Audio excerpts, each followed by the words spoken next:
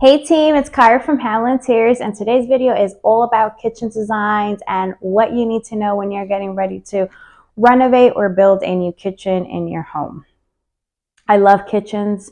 Kitchens is the heart of the home. It's where you create the most beautiful memories with your families, your friends, whoever you want to create memories with.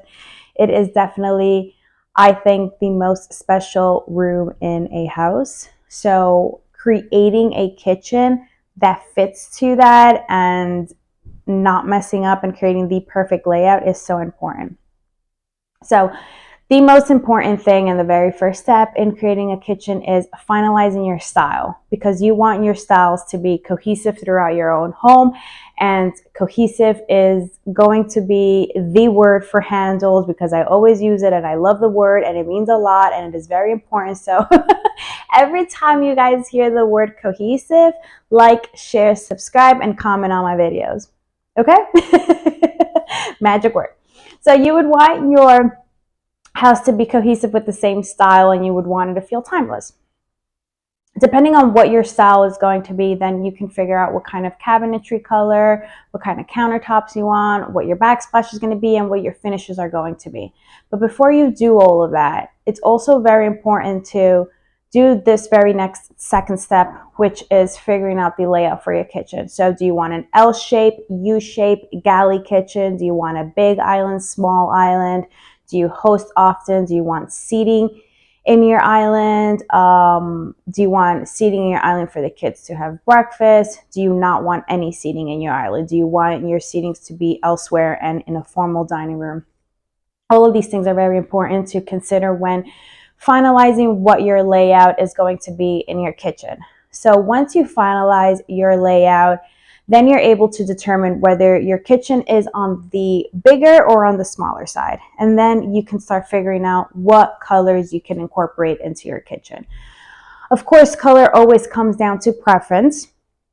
And so if you're bold and you like to do something crazy with your cabinets, then by all means do it. Do what makes you happy.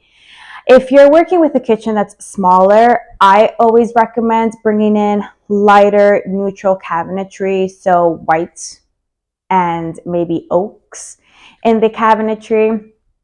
If you have a bigger kitchen, that we want to create a little bit of a harmonious balance and we want it to feel cozy and comfortable. And by doing so, it's okay to do darker cabinets, and maybe on your countertops, bringing in a lighter countertop.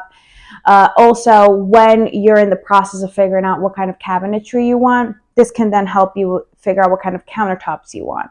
What stone do you want to go with? Do you want to do quartz, quartzite, marble? But also know that it's very important to know the difference between the three, because all three of them have a different maintenance system that you got to take into account. And so if you're somebody who likes or doesn't mind grout, then maybe you can have a beautiful backsplash that has grout lines. But if you're somebody that you're just like, I don't have time to clean, I want everything to feel luxurious and continuous and as one, then maybe you would want to bring in your countertop up to your backsplash. So all of those things is what you would think about when you're figuring out what your final cabinetry, countertop, backsplash, and finishes are going to be.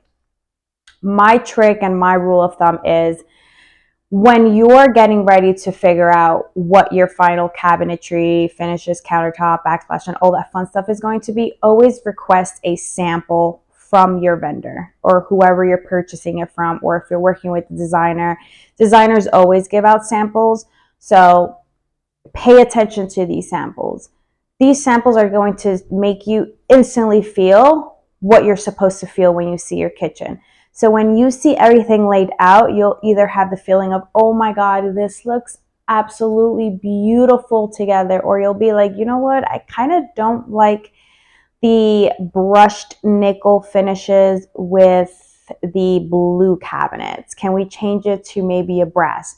This is what the process is like, and it's going to help you a lot. And trust me, it is going to be a game changer when you figure out samples, because then you're going to be so comfortable walking into this design and it's just going to be everything you wanted.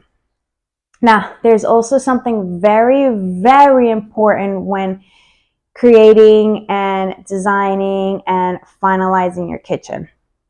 And it is the triangle effect. And I'm only doing this for kitchen design purposes, nothing else, I promise. So you want to use the triangle technique. And what the triangle technique looks like is, for an example, let's say you have your sink over here, your fridge over here, and your stove over here. You want to be able to comfortably walk to the 3 points in a triangle effect, because it's been determined that that's the best way to lay out your kitchen. So let's think about it. If you're cooking, you have your sink here, your fridge here, your stove here. You want to be able to walk from your sink to your fridge, from your fridge to your sink, from your fridge to your stove, from your stove to your fridge, from your fridge to your stove, from your stove to your sink. You want to be able to comfortably walk into those 3 points. So when you're figuring out your layout and your final design of your kitchen, always keep in mind what that triangle technique is going to do for you and how it's going to help you finalize what your final kitchen is going to look like.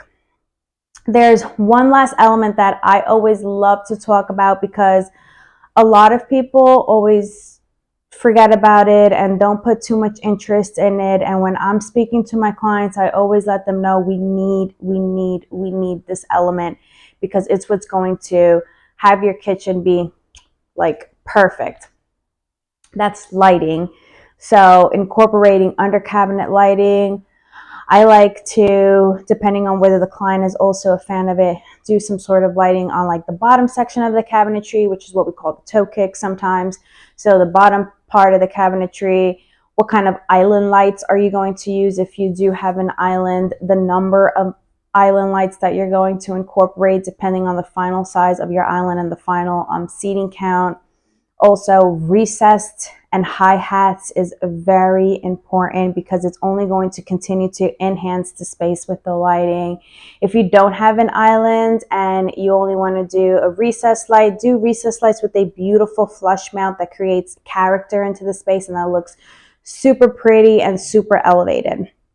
I said actually lighting was going to be the last element, but it's not. I totally forgot about something and it just came up in my mind, and I have to share because it is a technique and it is what's going to enhance your kitchen.